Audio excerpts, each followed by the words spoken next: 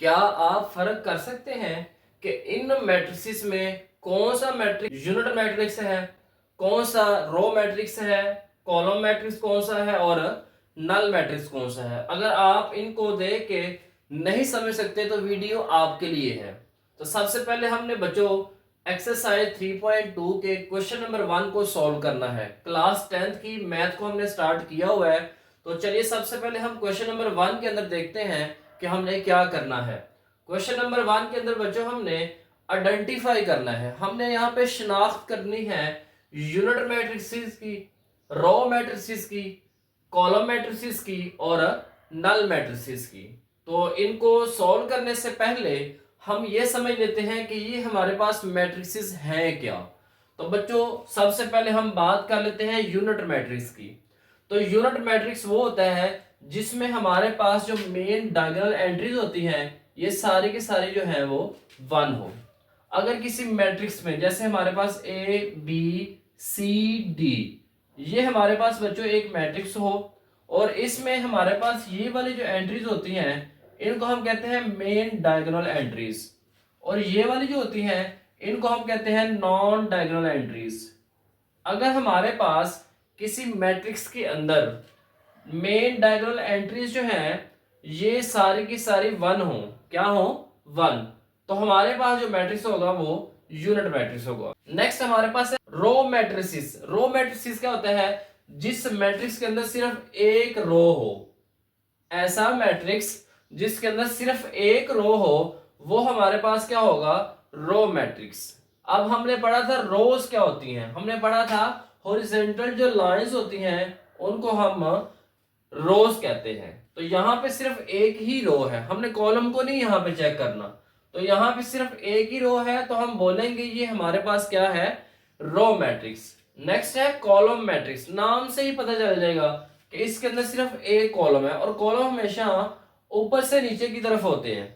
Row left से right की तरफ होती हैं या राइट से लेफ्ट की तरफ होती हैं, लेकिन कॉलम जो है ये हमेशा टॉप से बॉटम की तरफ होते हैं, ऊपर से नीचे। अगर आप यहाँ पे चेक करें तो इसमें सिर्फ एक ही कॉलम है, तो एक कॉलम है तो ये हमारे पास जो है ये कॉलम मैट्रिक्स है। नेक्स्ट है नल मैट्रिक्स। नल का मतलब ही जीरो, जिसके अंदर सारी की सारी एंट्री सारे के सारे एलिमेंट्स जो हैं ये जीरो होंगे तो हम उसको कहेंगे वो नल मैट्रिक्स है। जिसके अंदर सारे के सारे एलिमेंट्स क्या होंगे? जीरो, तो वो हमारे पास क्या होगा? Null matrix.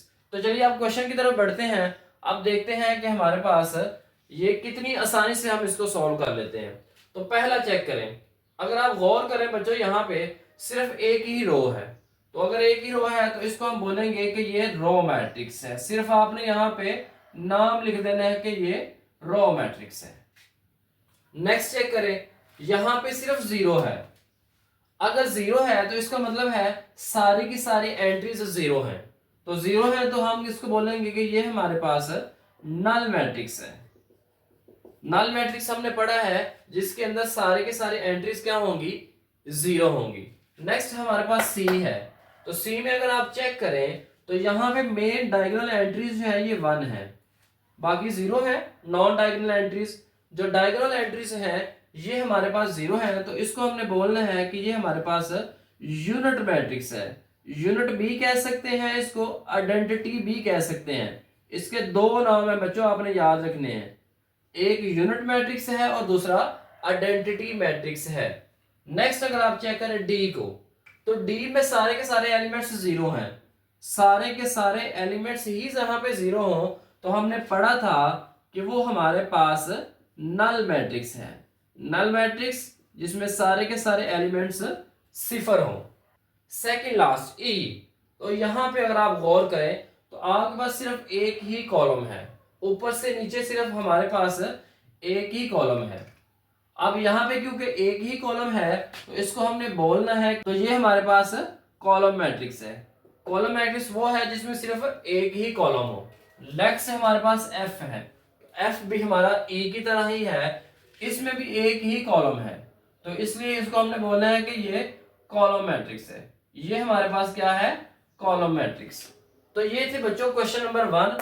तो क्वेश्चन नंबर 1 के अंदर हमने 4 मैट्रिक्स को सीखा है। एक हमने सीखा है यूनिट मैट्रिक्स, दूसरा रो मैट्रिक्स, तीसरा कॉलम मैट्रिक्स, चौथा हमने सीखा है नल मैट्रिक्स।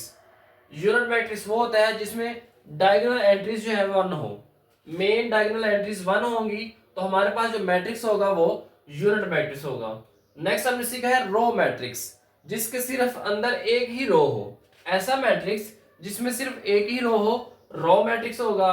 कॉलम मैट्रिक्स हमने सीखा है कि जिसके अंदर सिर्फ एक ही कॉलम हो, और नल मैट्रिक्स हमने सीखा है जिस मैट्रिक्स के अंदर सारी की सारी एंट्री 0 होंगी, वो हमारे पास क्या होगा, नल मैट्रिक्स। उम्मीद है बच्चों आज की ये मुख्तसर सी वीडियो आपको समझ आई होगी। इसके बाद ये कॉन्सेप्ट इंशाल्लाह आपको नहीं भूलेगा। तो मिलते हैं नेक्स्ट क्वेश्चन नंबर 2 के अंदर।